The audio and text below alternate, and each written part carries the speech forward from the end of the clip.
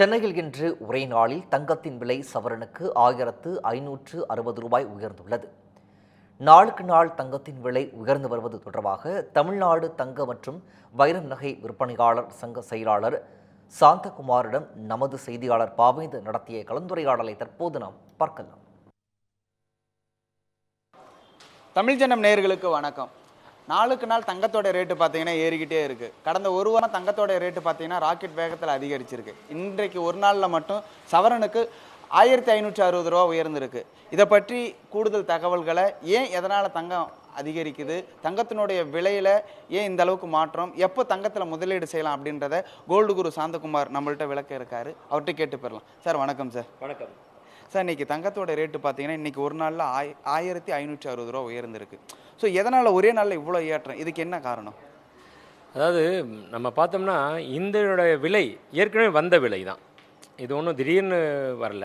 But இருந்தாலும் உச்சம் வரலாற்றில் பார்த்தீங்கன்னா தங்கத்தினுடைய வரலாறில் அப்படின்னு சொல்லி பார்த்தீங்கன்னா அதிகபட்சமான விலை அப்படின்றது ஏப்ரல் 22 ஒரு கிராம் ஒன்று 9290 ரூபாய் இருந்தது.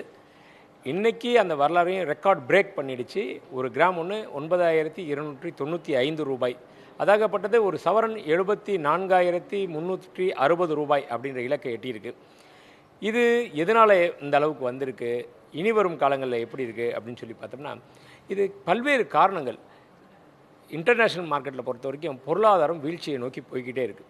குறிப்பாக சொல்லப்போனால் அமெரிக்கா, யூரோப் போன்ற நாடுகளில் பொருளாதாரம் ஒரு ஸ்திரத்தன்மை இல்லாமல் இருக்குது. அதனையொட்டி விலை தங்கத்தின் விலை நாளுக்கு நாள் அதற்கு பல்வேறு காரணம். ஒரு பக்கம் முதல்ல போர் அபாயம் இருந்தது. அதுக்கப்புறம் பார்த்தீங்கன்னா ட்ரம்ப்போடைய பதவி, அப்புறம் ட்ரம்ப்போடைய டேரிஃப் விதித்தது, திடீர்னு ஏற்பட்ட பாகிஸ்தான் இந்தியாவுடைய போர் பதற்றம், இப்போ கூட ஒரு போர் பதற்றம். இந்த மாதிரி விஷயங்கள் எல்லாமே தான் தங்கத்தை ஃபிக்ஸ் பண்ணும் ரேட்டு. ஷேர் மார்க்கெட்டுடைய டவுன் ட்ரெண்டு, பங்குச்சந்தை, அதே மாதிரி ரியல் எஸ்டேட்டில் பொறுத்த வரைக்கும் அங்கேயும் ஒரு டவுன் ட்ரெண்டு போய்கிட்டு இருக்குது. பேங்க்குடைய வட்டி விகிதங்களும் வர வர குறைஞ்சிக்கிட்டே இருக்கிறனால இன்வெஸ்டர்ஸ் எல்லாருமே என்ன பண்ணுவாங்க, பாதுகாப்பான முதலீடு அப்படின்னு சொல்லி பார்த்தோம்னா தங்கம் மட்டும்தான் இன்றைக்கி நம்பர் 1 இன்வெஸ்ட்மெண்ட். அதாவது ரொம்ப பாதுகாப்பான முதலீடு, ஹெவன், சேஃபஸ்ட் ஹெவன் அப்படின்னு சொல்கிறது தங்கம் மட்டும்தான். அதனால் மக்கள் எந்த ஒரு அசௌகரியமான சூழ்நிலை வர்றப்போ எல்லாமே அவங்க தங்கத்து பக்கம் முதலீடு பண்ணுறாங்க.